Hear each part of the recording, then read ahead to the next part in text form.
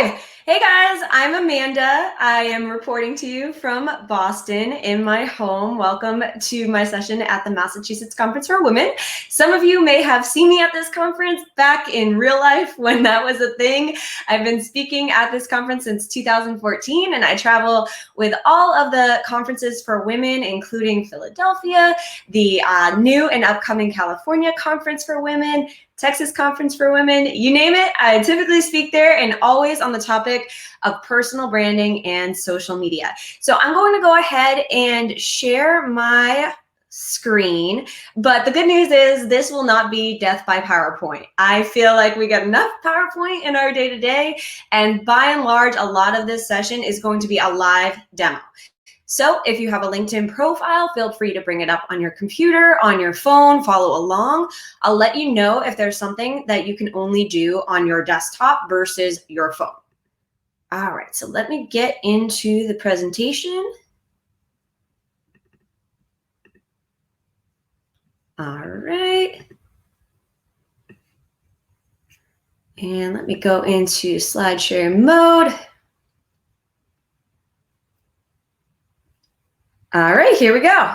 Awesome. So a little bit about what today is going to look like. Just a brief intro. We're going to dive into personal branding, the what, the why, the how. And then as I mentioned, we're going to do a live demo in which I take you into my own LinkedIn profile and I show you the top 5 most viewed areas and how to optimize them. And then from there, we'll have a dedicated portion on questions and answers. I would say if you have a question at any time, once it pops into your mind, just pop it into the chat or the questions area so that you don't forget about it. We'll pull those up at the end and I'll try to answer as many as possible. This session is for you, so don't hold back. Your questions are how you get the most value out of this. And you'll notice on the bottom of my screen, I include my Twitter handle as well as my email. I geek out so hard when you guys live tweet me or let me know if you found the session valuable or any questions that you were too shy to ask. This is a great way to reach me. I go right on after this session and I look at the notifications, answer as much as I can.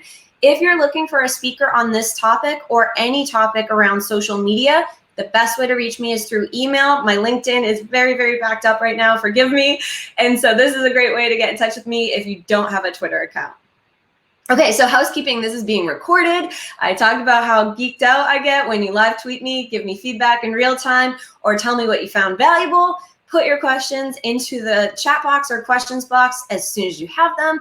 And again, contact me if you need help writing your LinkedIn profile. I have a partner for that. We interview you and help write your LinkedIn profile live. And then as I mentioned, I speak across all varieties of social media. I've been speaking a ton virtually for companies, for organizations. Get at me if you need help or your group needs help. Okay, so I love Bitmoji. Fun fact, I actually have this exact same quote. It is pink, it is fluffy. So she's going to be accompanying us on these short amount of slides. So by day, I work for Cisco. I work in the Internet of Things division of Cisco. I run our global demand gen awareness and marketing ops team. And then by night, so to speak, this is what I do. This is what I love to do. I love to help people like yourself go into companies or go into conferences and teach people how to understand their brand, whether that's a personal brand or their company's brand, and how to take that online, how to find your story, how to communicate your value. That's what we're doing today. And then I've also spoken across a wide variety of social media topics, even for social sales, coming into sales teams, teaching them how to use social media. So again, if you need help, get at me. That's the net of that slide. So let's get into the nitty gritty of this presentation. I'd like to start with setting the foundation of personal branding, because I think a lot of people are confused about what it is or why it's important and how it can help you get to the next level, whether that's in your career or in business or in selling a product or even just building your network or becoming a thought leader. So what is it? I'd like you to come on a little journey with me. Close your eyes or kind of close your eyes and think of yourself being on the show Shark Tank. So if you're not familiar with the show Shark Tank, in a very basic concept, all of these either inventors or creators of companies or products, they stand in the spotlight in front of a group of judges, aka the sharks, and they have to pitch their business idea or their product idea. And each of these sharks decides whether or not they are going to invest their time, their money, etc., into that particular product or business. So I'd like for you to picture yourself walking up to that spotlight and you're about to pitch the sharks, but the product that you are pitching the sharks on is yourself. What would you say? What are your biggest strengths? What makes you different from all the competitors? What do you bring to the table? Why should they invest in you? I love a couple quotes about personal branding, and this is one of them. In today's digital world, your personal brand is how you're seen, understood, and evaluated based on the image that you project, the content that you create, and the message that you convey. What I like about this is many reasons, but it talks about how our brands are built on our actions, and online brands are built by our actions as well. So you're going to get a lot of homework items throughout this session. I'd recommend keeping a notepad or having your notes open on your laptop, but I promise that the homework will be fun. It will be manageable. You'll make it work for your however crazy your schedule may be. This is your first piece of homework. Google yourself. Put in your first name, last name into Google or any other search engine that you prefer and take a screenshot of what comes up. Put that screenshot in a Word document. We're going to be putting a lot of these things into a Word document, so I would save it something like personal branding or Mass Women Personal Branding Session. After you take that screenshot, go into the Images tab and take a screenshot there. In order to understand our personal brands and evolve them as to where we'd like them to be, we need to understand where they are today. And when we talk about personal brands are not just our physical in real life brand. More and more, they're our digital or online brand. For example, I may not meet you in real life, but I'm very likely to meet you online. Meaning if you send me an email or a request or anything else, I'm going to Google you first of all and understand who are you? What do you look like? What do you maybe sound like if there's a video of that? Take an inventory of what shows up when you Google yourself. Is there a dead Twitter account that your intern said would be a good idea to start and then you abandoned? Is there a picture that your friend tagged of you on Facebook and they're public, so therefore the metadata is showing your name as attached to that photo? We cannot take our brand to the next level unless we know how we're coming across online right now today. And this goes for real life too. I'll get into an exercise with that as well. The other thing I like about this quote is that it shows us that personal branding is the way in which we stand out to others. It's based on our strengths. It's based on our actions. Everything that we do online either adds to our personal brand or detracts from it. And I don't say that to scare you. I just say it because it's a reality. So take stock of what is showing up and where you want to go with that Google search. I also have a second piece of homework for you. I'd like you to select a time every single day that works for you for 15 minutes to spend on your personal brand. For me, that's 2 in the afternoon. I carve out 15 minutes and I need you to put this on your corporate calendar or your Gmail calendar or your phone calendar, something that's going to drive a reminder to pop up on your smartwatch or on your phone or on your laptop. 15 minutes. It's absolutely nothing. We spend more time, waiting for our coffee to brew. Asking you to take 15 minutes out of your day, not only will this create a habitual behavior, but you'll be able to take a lot of the homework items that I give you today and assign maybe one for each day. And then over time, it is amazing what you can look back and see what you've accomplished by just spending that short amount of time. And I'll show you exactly what that ROI of some of those homework items will be. I also really like this quote. With the development of social media and an increasingly individualized society, the brand you build around yourself is perhaps the single most important way to stand out. This has never been more true. We are confronted with a lot of noise in our life, a lot of information, a lot of kind of things flying at us. Think of all the apps that you use on a daily basis? How do you stand out among all of the users or all of the profiles or all of the people? It's by having a strong and memorable brand. And we'll get into exactly how to do that and how to do it online as well as in real life. So in a nutshell, we all remember these Venn diagrams. I guess if you're a certain age, you remember these Venn diagrams, but your personal brand is a mix of how you see yourself and how others see you. So we've discussed how to find out how others see you when it comes to Google search, but I actually have a super homework item for you. And I call it a super homework item because it's certainly optional. It takes a tiny bit more legwork than some of the others that I've mentioned, but I can tell you firsthand that it is incredibly valuable for building your personal brand. I've worked with intern level all the way through Fortune 500 CEO and extended C-suite for that matter. And what I'm going to share with you is an amazingly powerful exercise, regardless of what level you're at, what industry you're in, et cetera, et cetera. I would challenge you to create a 360-degree survey. It's called 360 degrees because that is a circle, and it takes into account a lot of different people in your life. You can create it through SurveyMonkey, which is a free tool. It'll probably take you about 3 minutes, maybe even less, to set up. And I'm going to tell you exactly what survey questions to put on it. First question: what is the first word you think of when you hear my name? And you might want to extend that to what is the first phrase or set of words or keywords that you think of when you hear my name. Number 2, what is my biggest strength? And just do an open text field. Number 3, what am I most knowledgeable about? And number 4, how do you know me? And then options could be something like colleague, friend, family, community member, etc.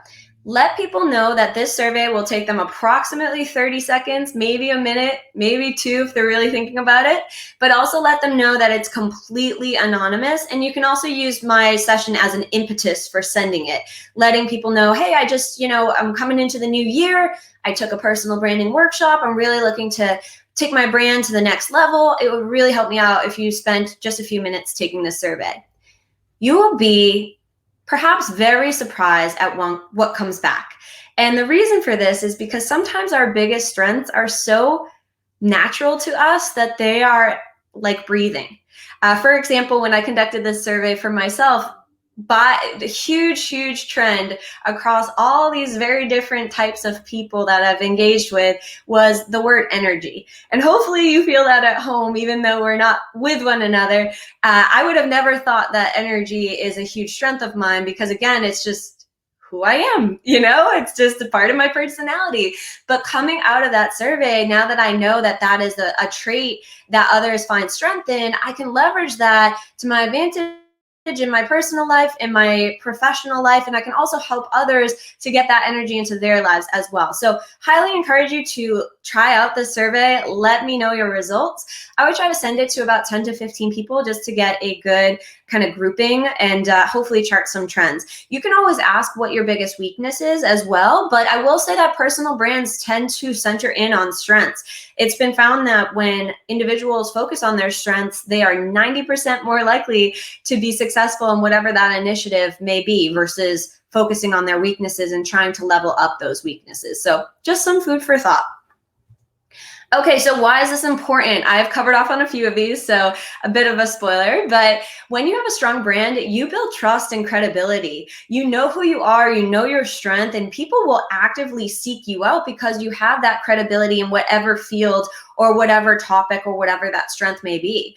As a result of this, you're increasing your perceived value, not even just in the job or marketplace, but also even within your existing team or within your existing environment, not only at work, but within your network as well, which includes family, friends, colleagues, etc.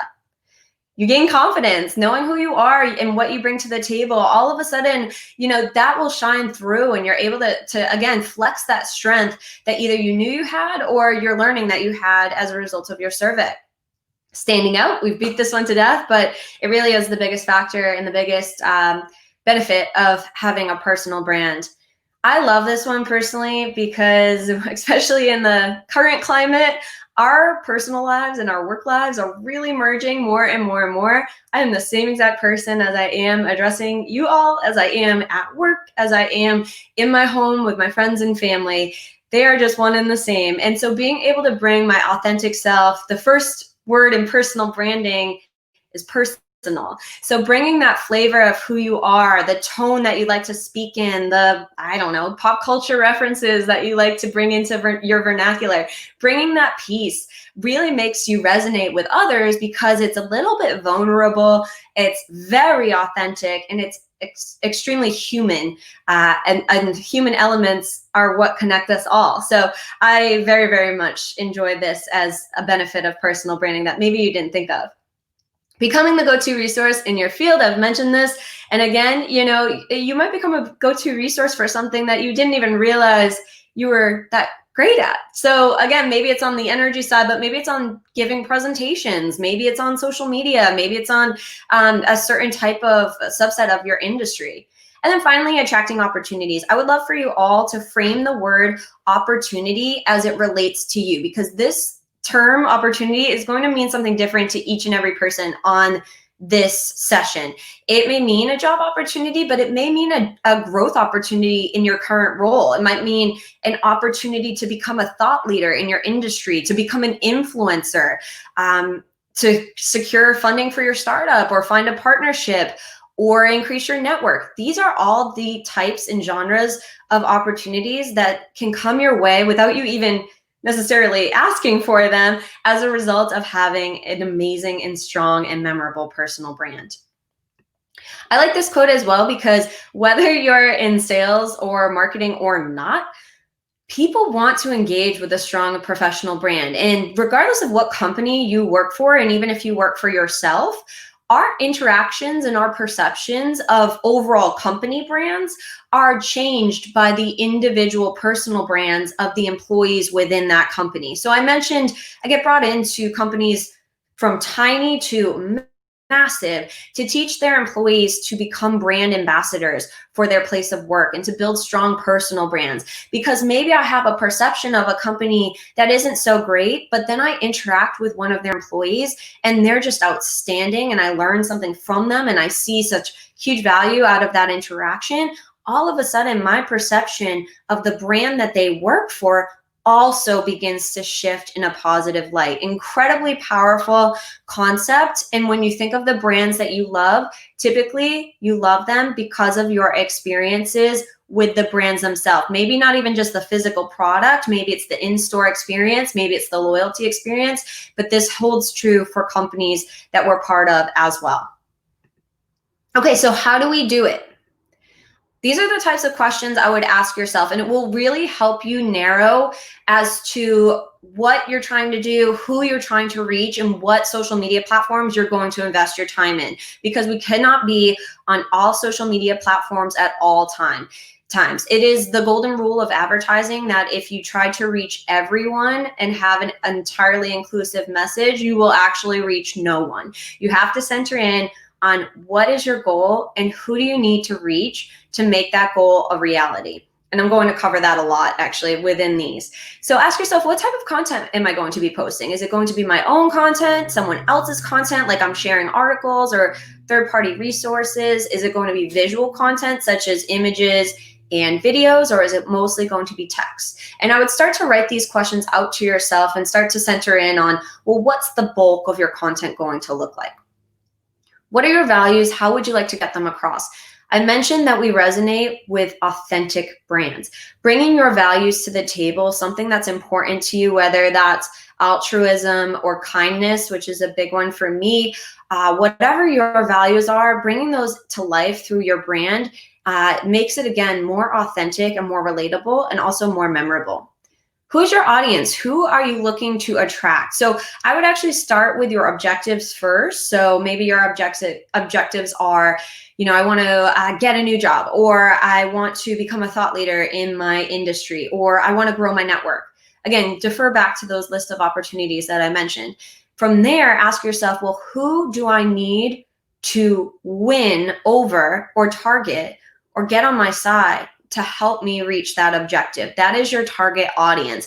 And you might break it down into a certain title or a certain skill set or a certain industry, but getting to know who you're trying to reach will help you decide what social media to invest in, because there's going to be a clear directive that that type of person, spends their time mostly on LinkedIn or spends their time mostly on Instagram or mostly on Twitter. That will really help guide you. And all of the principles that we're talking about today, while this is focused mostly on LinkedIn, they're widely applicable to every single type of social media platform. This gets into your objectives. What are you looking to achieve? This will come from your survey if you choose to do it. What are you most knowledgeable about? You may already know what you are most knowledgeable about. Like for me, I'm like, all right, public speaking, social media, demand generation, marketing at large. But if it doesn't come that easily to you, I think that the 360-degree survey will be really helpful to that effect. What type of tone of voice would you like to use? I like having a largely colloquial tone of voice in my social media. I speak there, quote unquote, just as if I would speak in person or at a conference. Again, it helps tie a cohesive brand together if you're showing up, quote unquote, in real life as you are online. How will you communicate? How often? Again, what types of media will you be leveraging? Visuals, videos, etc. And then who are you? What's your position in the industry? But I would also ask you, who would you like to be, or where would you like to be in the industry? Because you can use a personal brand as a positioning platform to move you into that next step you're going after. Okay, so that is the end of my slides. I promised you we wouldn't have too many. We're going to now go into the demo portion of this. So again, I would highly encourage you, if you have a LinkedIn profile, to pull it up, whether that's on phone or on your desktop. Alrighty. And here we go. Okay, cool. So I mentioned I'm going to use my own profile as an example, and I will also show you the top 5 most viewed areas of your LinkedIn profile and how to optimize them. When I say optimize them, I mean how to optimize them from a search perspective, making sure your page is coming up on that Google search, which, if you remember, was your first homework item, and seeing how you can increase the native and organic findability, probably not a word, it's going to be a word now, of your profile through various mechanisms. So I'll show you a lot of homework items on this particular page. I always like to start with a huge misconception about LinkedIn, which is a bit of a pet peeve of mine, but it is what it is. I hear it all the time. When I mention that I speak on LinkedIn, people usually get excited and say, oh yeah, I have a LinkedIn profile. It's like your online resume. And I'm like, sigh. It is not your online resume. If you take one thing away from this part of the presentation, LinkedIn is not your online resume. It is a powerful personal branding platform. If you are taking your resume in a PDF or Word doc and uploading it to LinkedIn and giving yourself a big pat on the back, unfortunately, you're doing it wrong, because LinkedIn not only tells me what you do, which is what your resume does, it tells me why you do it, and it shows me how you do it. It is a multimedia platform that is so rich in its capabilities that as a hiring manager, I skip over the resume. I click immediately from their PDF and go on their LinkedIn profile, because now I can not only, see you, understand you, look at who you're connected to and the types of reviews that you've given other people as well as they have given you. I can see your activity and what you're commenting on and what you're sharing. It takes for sales the cold out of cold calling. All of a sudden, you're connecting on a much more deeper level than if I was looking at just a paper resume or an online resume. So now that I've got my pet peeve out of the way, I'm going to take you back to that example of standing and pitching yourself on Shark Tank. Get in the mindset of thinking of yourself as a product. And this is a bit uncomfortable for some of us to think in this way. Again, I'm a marketer, so this comes a bit naturally for me, but think of yourself as a product. And there's a lot of other products in your market, and there might be a lot of similar products. How are you going to stand out? And I'm going to show you various parts of your LinkedIn that allow you to do that, starting at the very top. So you'll notice at the top of my LinkedIn profile is what's called my LinkedIn cover photo. In this case, I was speaking at the California Conference for Women. This is me in a nutshell, really. This is what I love to do. This is what my personal brand is all about, is helping others find their voice, tell their story. And that's what my day job is all about too, working in marketing for the Internet of Things, telling the story of our brand, telling the stories of our customers who have accomplished amazing things using our solutions and technologies. So here's your next piece of homework. Hopefully you're keeping track. This one's a fun one and it's an easy one. If you do not have a cover photo, aka if it's that awful blue constellation banner, this is your next piece of homework. We have to scrap it. Why? Because 80% of LinkedIn users are not taking advantage of having a custom cover photo. They're using that awful blue banner. Can you guys tell that I hate that banner? It's because I look at a lot of LinkedIn profiles and they all look the same. This is a great way for you to stand out right away. It used to be a premium feature. It is not a premium feature. It is available to every single person on this line. And the good news is I have done half of your homework for you. I have Googled it. So I would use Google as a Pinterest of sorts. Get yourself a few ideas here. You'll notice, a lot of city skylines, a lot of overhead desk shots, some bright colors. This one looks way too close to the constellation, so I'm going to stay away from that one. What I would say is get some ideas here, and you're free to use, find any of these images that are open for your use and just double check that they're available for your use. But maybe take it a step further. Instead of, having this generic overhead desk shot, why not grab a couple succulents and throw, a cool planner in there and take a picture of your own desk and make it personal? Or instead of having a stock image of your city, maybe go outside and take an image yourself of that, or whatever fuels you. This is a great initial step for your cover photo, but what I would like to do is, first of all, put anything there. Anything is better than the constellation blue banner, and not just because it's a nit for me, but because, again, you will stand out right away. If you're thinking of yourself as a product, your cover photo is your wrapper. It's the first thing that someone sees. And I mean wrapper like, candy wrapper, product wrapper. It's the first thing that anyone sees when they come to your profile, and it's the first thing that they will form some sort of connection to or judgment about. So now that you have your, basic image, over time, try to evolve that to be more in line with what your personal brand is all about. Very old adage, a picture is worth 1,000 words. This is so true because most people will be scrolling your profile on their phone. The things that will pop out at them are the images versus the text. How do you communicate what your brand is all about? Just simply through your cover photo. You will notice as I go into my Twitter profile, my cover photo is exactly the same. This is super intentional. When you think about the best brands or the influencers that you follow on Instagram, there is a reason that all of their properties or all of their posts have a similar look and feel. It creates cohesion and it creates trust. Consistency drives trust. So any social media platform that you are using for professional purposes, I say that because this doesn't need to apply to Facebook or Instagram, for example, if those are not professional platforms for you. Any platforms you are using professionally have a similar look and feel.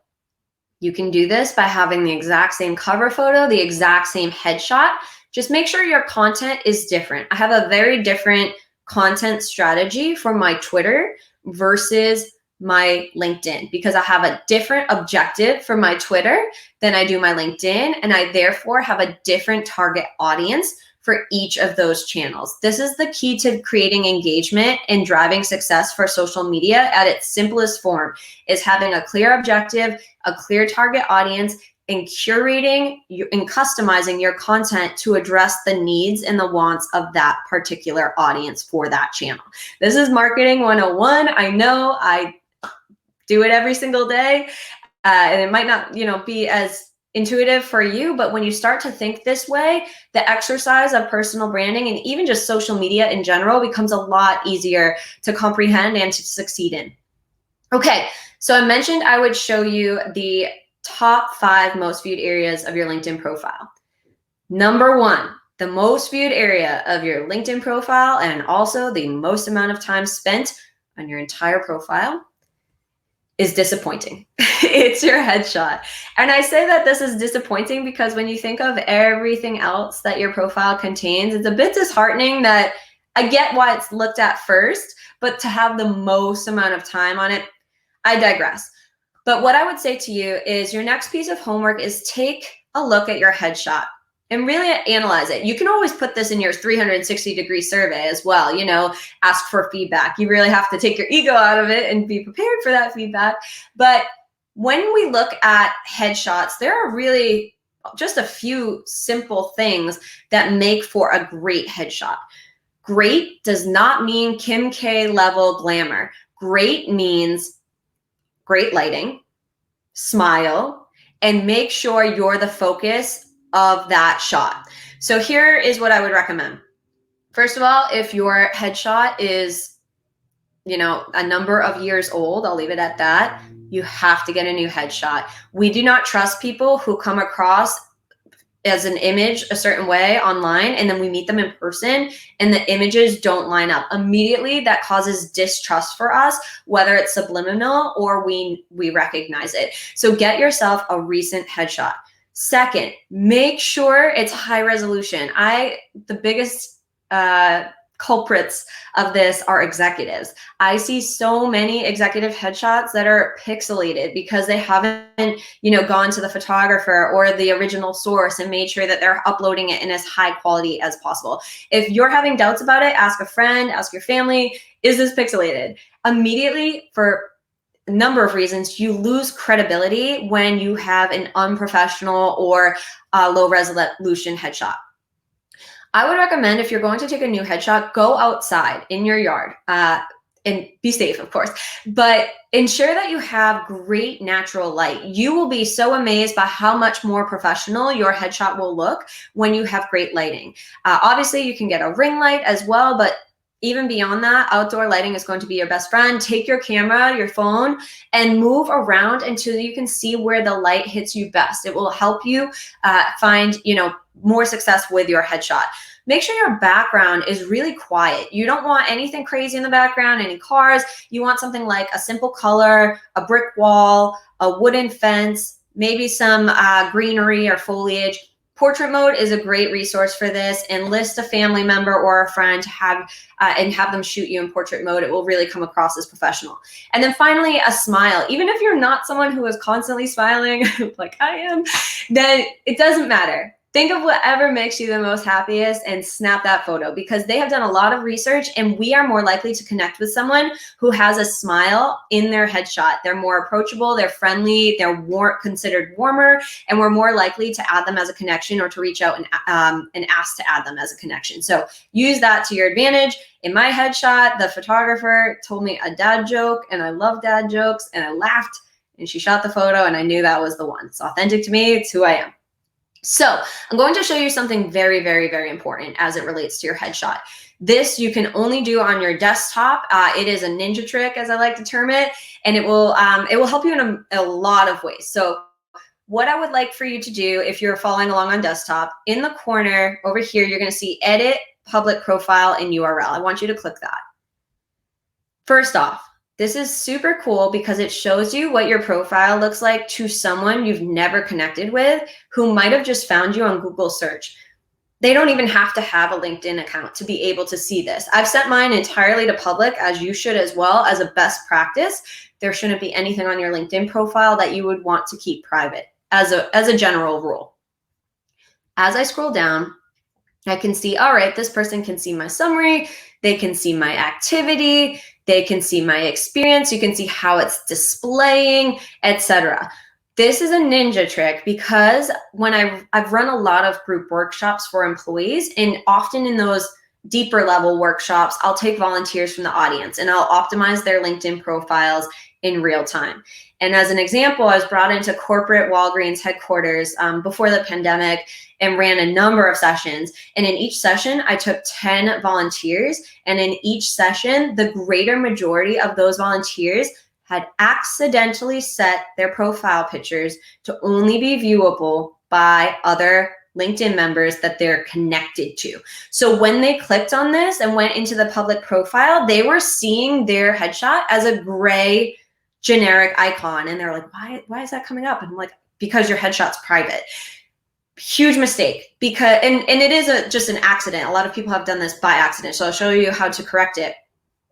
They have done so much research. If you do not have a headshot, 80% of LinkedIn users will not connect with you. They'll ignore it or decline it.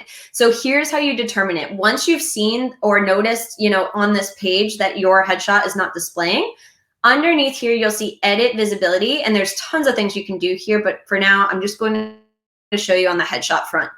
So down here, profile photo. In that example of the Walgreens employees, a lot of them had set it to your network. Some of them had it set to all LinkedIn members. What I would highly recommend is to click public, because now you're also allowing the contents of your LinkedIn to show up on things like public search, as well as public image search. So now you're taking your headshot and you're attaching it to your name. So you're starting to control what is showing up on Google search in terms of images and content. And that's how you're shaping your brand.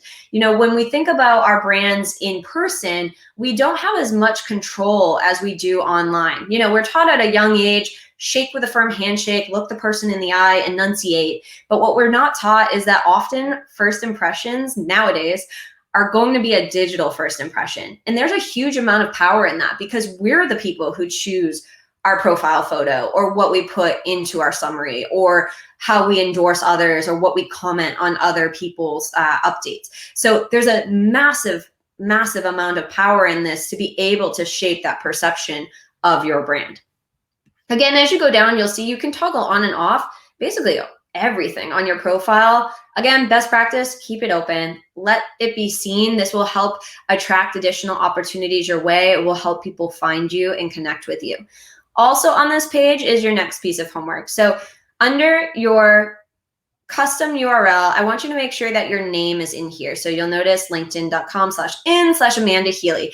This, again, helps drive up your searchability, because now when someone searches Amanda Healy on Google, it's very likely that my LinkedIn profile will pop up. I'm controlling the narrative. If your name is not available, you could put like Amanda_Healy, Amanda-Healy, Amanda.Healy. But try not to have any random letters or numbers, because that's going to take the searchability of your profile down. Once you have this URL, I want you to put it everywhere. You'll notice in my Twitter bio, I've put it here.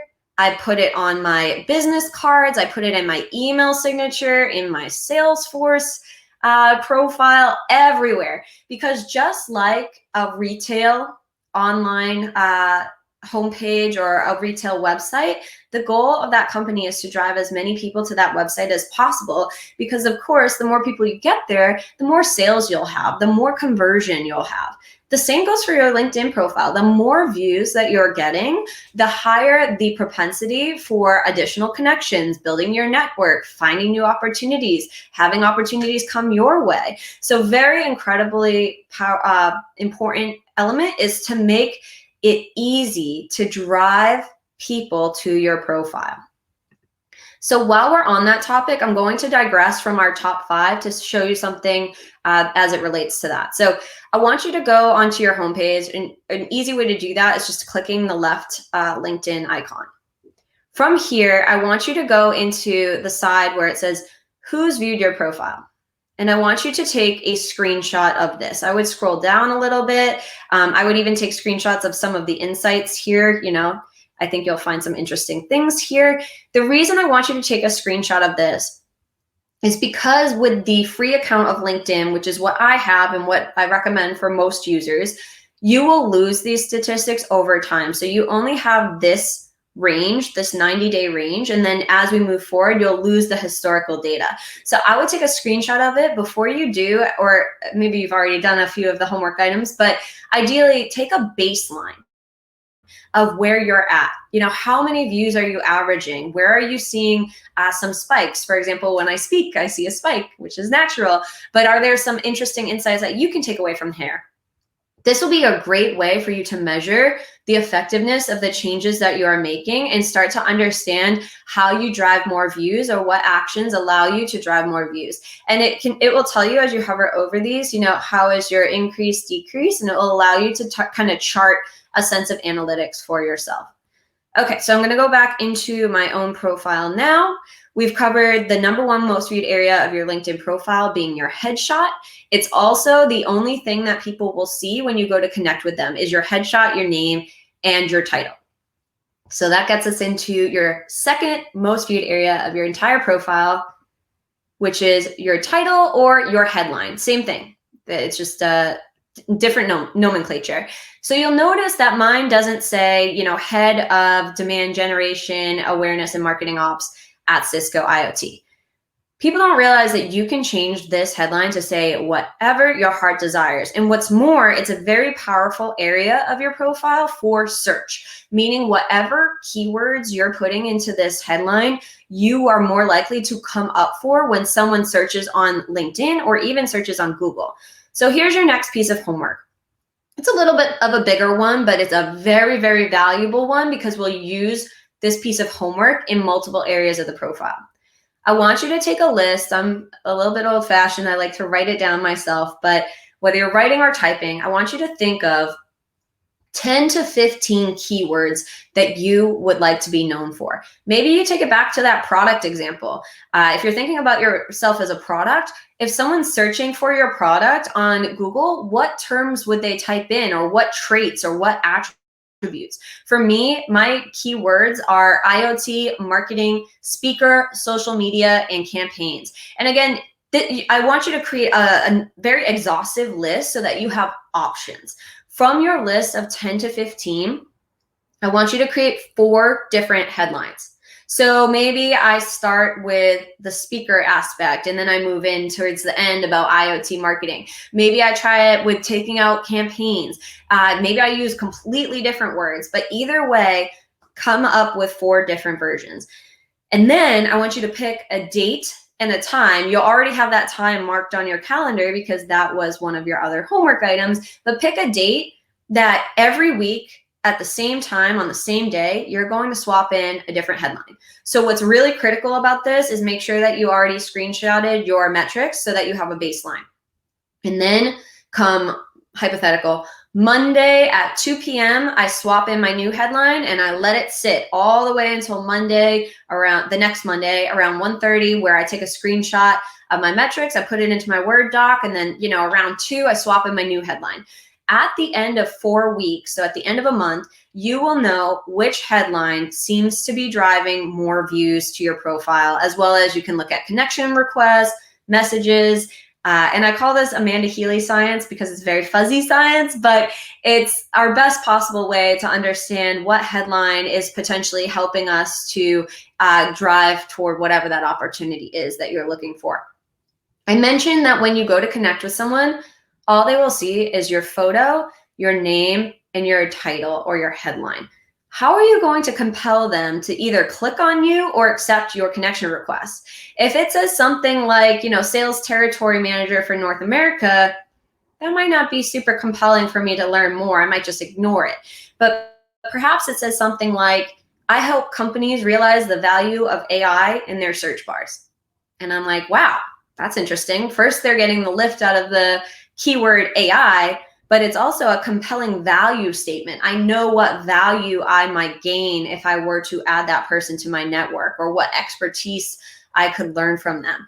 I would challenge you to create at least one headline that has that value add. So what is the person going to get out of connecting with you? We all want to know what's in it for us. Make it easy for them. Maybe you're in HR. I find the biggest talent and connect it to their next opportunity, or I'm finding the next rock star and connecting them to their next career opportunity, and something compelling like that. It makes it interesting. You stand out. It's not just a title. You're bringing it to life. You're bringing your unique strength to life. So make that list, create 4 headlines, test them out, and then center in on the headline that you will be moving forward with. And you can do this in 4 days if you're really aggressive. You can do it in 4 months. You can do it at any time to test these against each other and see if there's a shift or a change or what's helping to drive that momentum. Okay, your next most viewed area of your profile is the most difficult in terms of time it might take you, but also just the topic of it. It's your summary. So I mentioned that your LinkedIn is not your online resume. Your resume tells me what you do. Your LinkedIn not only tells me what you do, it tells me why you do it, and it shows me how you do it. In your about section or your summary, I'd like you to, again, come on a journey with me. And this time it's post-pandemic, and you and I are either having a coffee or a cocktail or a tea, whatever, your choice. We're sitting across from one another, and I say to you, tell me about yourself. What would you say? I guarantee you would not say, well, I'm a seasoned veteran professional in XYZ industry, and my skills include this, this, and this. That's what everyone has on their About Me section. That's what they have in their summary.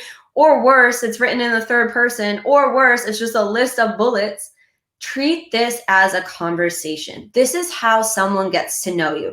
Tell me who you are, what you've been through, where you're going, and what makes you you. What makes you energized about the area of work that you're in or your current profession, or tell me your story. This is how you stand out on LinkedIn. And there's a reason why this is the perhaps most difficult part of your LinkedIn, because you have to be a bit introspective. What about you can you bring to life for this person?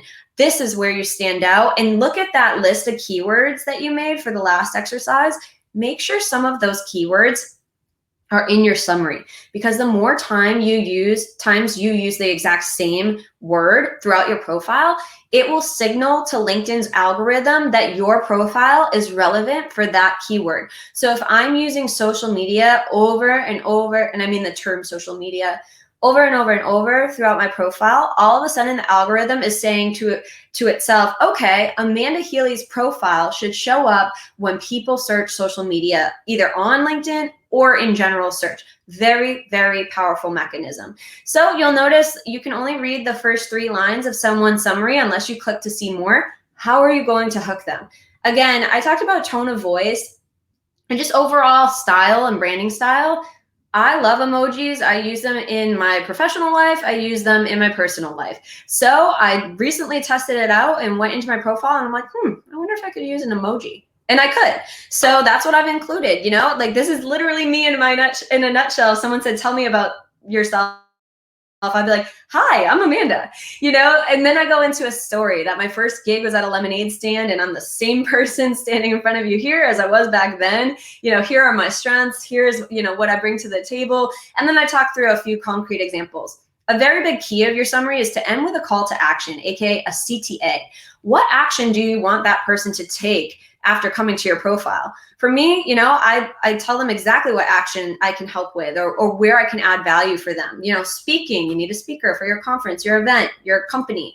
Oh, do you need help with your LinkedIn profile? We help write them as well. So let the person know how to take it to the next level or how to move forward with you. And then I mentioned that your LinkedIn profile also shows me how you do something. The way it does is through media. So underneath, you'll notice there's loads of media under here. Instead of telling you, where I speak or what I speak on, why not just show a webinar in which I was speaking, or a feature, an interview with myself for people to get to know me. For you, you might be thinking, well, that's great. I'm not a public speaker. What am I supposed to put here? Huge challenge for you. And I mean this like it's an optional challenge. It's a super, super homework item. But oh my gosh, the people who have taken me up on this, it has been, in some cases, life-changing. Okay. What I would challenge you is, if you are having a trouble identifying what media to put there, film an about me video. I mean like 15, 20 seconds where, again, picture me asking you to tell me about yourself, and then film it. So, maybe I use my laptop and I turn on my camera and I'm like, hey, I'm Amanda, by day I X, Y, and Z. By night I do this. The strengths I bring to the table are X, Y, and Z. Here are my passions. Here's what drives me. I'd love to get in touch. Again, having that CTA at the end. Keep it short, keep it snappy, have great lighting, and film it horizontally, because most of people will be watching this video either on their laptop, which is horizontal, or on their phone that they can easily switch. The other reason I say to film it horizontally is because you're going to want to upload this video to YouTube instead of uploading it directly to LinkedIn. Why? Because Google owns YouTube and favors their content for searchability, and you get much greater analytics from YouTube than you'll get from LinkedIn. So upload it to YouTube, and then once you have it, you would upload it here as media. You would just go down. Actually, it's in the upper section of here, right here. I'm still getting this wrong. Sorry, guys. Where are we for media? Oh, right here. Okay. Right here, media, you would upload it as a link. Or you can upload it directly too, but it will also allow you right here just to link. And what it will do is give you a thumbnail image, just like I have here. Insanely powerful mechanism. The people who have filmed these videos, not only have they gotten job opportunities, even when they weren't looking, they got opportunities inside their own companies, outside their own companies. In a few cases, people came to them because they thought they were kind of experts in filming vlogs and were asking for help, you know, doing that. And that became a side hustle for one of the people I was working with. It is incredible. People got speaking opportunities when they weren't speakers. They got byline opportunities. It's just such a powerful way. When, as a hiring manager, when I come across a video like this, it is like I've struck gold, because now I can see the person, I can hear them, I can understand how they find value and communicate value and tell a story. And I mean, if that's not what I'm looking for in a marketer, I don't know what is. So moving on, because we're short on time, make sure your questions are in there, and I'll try to get to as many as possible. Your fourth most viewed area of your LinkedIn profile is actually the most surprising. It's your skills. So it's all the way down here under skills and endorsements. So first, look at what's showing for yours. What are the top 3 skills that are coming up? It's going to default to whichever one you have the most endorsements for. You can change this. You would go into this pencil icon. You would, so maybe I'm moving into PR. So you have to unpin first. So I would unpin one of these.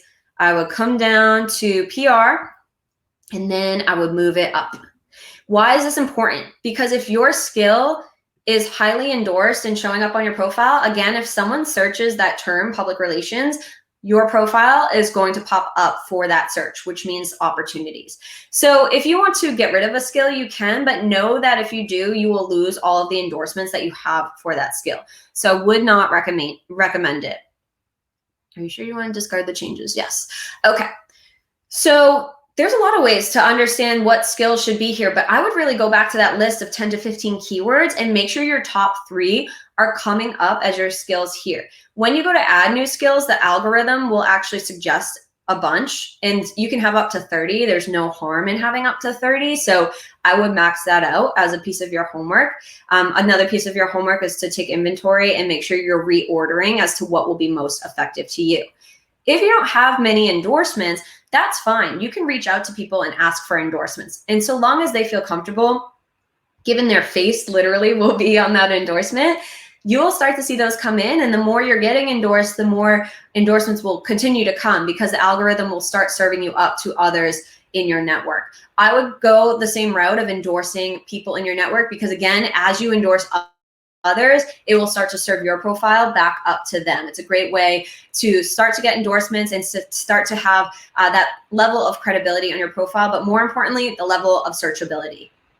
And then finally, the 5th most viewed area of your LinkedIn profile is the Yelp of your profile, as I affectionately term it. It's your recommendations. So again, you can curate this as much as you want. If you go into edit, you can decide what you're going to show or archive. You could ask for revisions, and you can change the order of your recommendations as well. So you'll notice there's loads at the end that are hidden.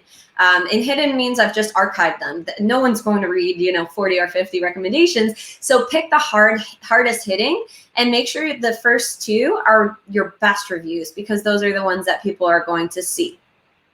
I also look at what recommendations you are giving to others, especially as a hiring manager. I love to read these to understand, again, how you see and communicate value, how you tell a story, how you write.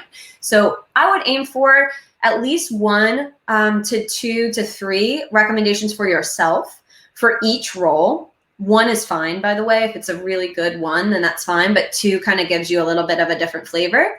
And then I would also aim to have given at least 2 to 3 recommendations. You don't have to give a ton. Really give them to the people that you feel passionate about. Again, your brand is extending to theirs by endorsing them. So just keep that in mind as well. Okay, so I'm going to go out of presentation mode. The one thing I will show you, definitely write this down if you're in need of help. If you Google level up your LinkedIn and then my name, Amanda Healy, you'll be taken to this page. This is where my partner and I help write your LinkedIn profile for you. So it's really simple, covers off on some of the best practices that we talked about today. And then at the end, this is my partner, Alex. I call her Alex, but Alexandra. And then down here, you would fill out this short form where link us to your LinkedIn profile, tell us what you're looking to accomplish, and then we're going to conduct an audit, we're going to conduct an interview, and we'll help write your LinkedIn profile for you. Really great service for those who have tried, some of the tips that we covered today and are just not really finding any movement or just don't have the time, whatever it may be. Google level up your LinkedIn profile and Amanda Healy, and you will see that. All right, I'm going to stop sharing and try to get to as many questions as I can in 5 minutes. I'm sorry, but I hope this has been helpful. Again, tweet me if it has been. Tweet me any questions that we didn't get to. And of course, you have my email as well, amanda.healy37@gmail.com. Okay. What is the difference between write an article versus post and update? This is an awesome question. And in my longer session, when I do deep dive workshops, I actually show how to do this. So some people don't realize on LinkedIn, you can blog to LinkedIn. And that's what is write an article when you see it on your homepage. And it's an incredibly powerful way to demonstrate thought leadership, to gain views, to gain a bigger audience. And you could do it about something like today or overall the Massachusetts Conference for Women, 5 things I learned from the Massachusetts Conference for Women. Very, very powerful because LinkedIn will take your blog post and it will email it to anyone on LinkedIn who has an interest in that particular topic. So you're reaching outside of your own network and getting a much larger platform to build your brand. Posting an update is just like Facebook, for example. It goes only to your network. People can still see it if your profile is public, but it will only be pushed out to your network. This I would recommend doing maybe on a weekly basis to keep your profile top of mind for your network. It literally will ensure your profile is showing up on their feed, which keeps you in mind for opportunities, whatever that word may mean to you. All right. What are the most important things to include in your LinkedIn bio?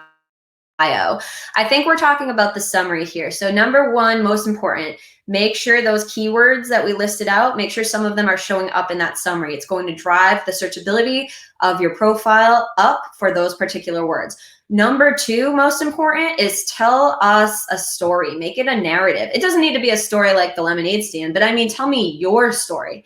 Where have you been? Where are you now? Where are you going? What makes you you? What's an interesting fact that makes you, unique in your profession? Maybe it's the fact that you speak 3 languages, or maybe it's the fact that you're a public speaker as a side hustle or an influencer, whatever it may be. Bring that to life to me. Maybe it's you volunteer on the weekends, teaching music, and you're a coder by day. And so your common thread is language. Find that common thread of all the various facets that you do and bring it to life for me in your summary. And that is the heart of your personal brand. The summary is really the heart of your personal brand. On the image search, I found some random things. How do we make sure these random things don't pop up first when we are searched? Isn't it interesting? And this is why I always have that as a homework item, because it's pretty fascinating. And especially to take that screenshot and see how the images change over time. The best way for us to control our name as associated with images is to continue to publish content as it relates to our personal profiles. So for example, publishing on LinkedIn, every time you publish something, it's going to have your name next to it. Amanda Healy shared an update. All of a sudden, that content, if it has an image, is going to start to pop up as related to your name. The same goes for your profile picture. Very, very important to have that as public. So that should be one of the first things that you see on Google Images. It's not instant. So like if you were to, change your profile picture now, you're not going to see it reflected in that search right away, but monitor it over time, and then start to drive the narrative. You might not ever be able to control everything that pops up for your name, but you'll be amazed as you make the changes that we discussed today, how you're able to shift that search for your name and for your images. Okay, this is the last question because unfortunately I have to run right after this into another meeting. But for cover photo, is it okay if it represents a personal interest versus work? Yes, with an asterisk. Is there a way to tie that personal interest into your work life as well? Here's an example. I was working with a head honcho for a large company in sales. And that particular person, his passion was road biking. And he even competed at one point. And so he had all of these super cool images of him like road biking through this like massive, I have no idea where it was, but like up a mountain with trees. And it was stunning. When you speak with him, somehow road biking always comes up in a non-strange way. Like he just is very passionate about it. So it comes up, road cycling. And so what we did is we used that image and then we used his summary to bring that into his brand. So he talked about, how his sales career has been, like it's been a cycle.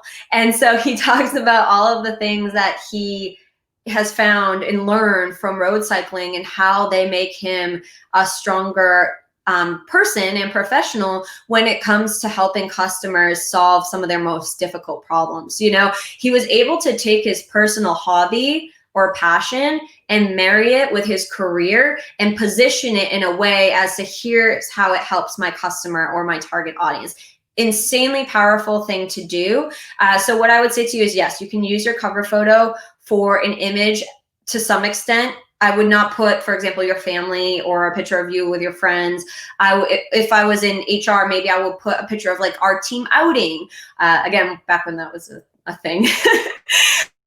But bring it to life in a way that really ties to the strengths that you bring to the table, and then make that even more obvious within your summary. All right, I have to run, but I hope that this has been helpful for you. I hope that you learned some things. I hope you're not overwhelmed. Tackle each and every one of those homework items just one by one and get yourself a reward after you do that. Maybe it's a nice, coffee or going for a COVID-friendly walk outside, but reward yourself for taking that time to spend on yourself. No one else is going to do it for you. Our personal brands are ours and ours alone, and it's up to us to create them, but also nourish them and grow them and change them over time. So again, please get in touch. Let me know if this was helpful or if you need help or have questions. Twitter or Gmail. And if you go to connect with me on LinkedIn, please add a note so I know where you're coming from and how we know each other. But thank you to the Massachusetts Conference for Women for having me again, another year. And so happy to have spent this time with you all. I hope you have a great week. Bye.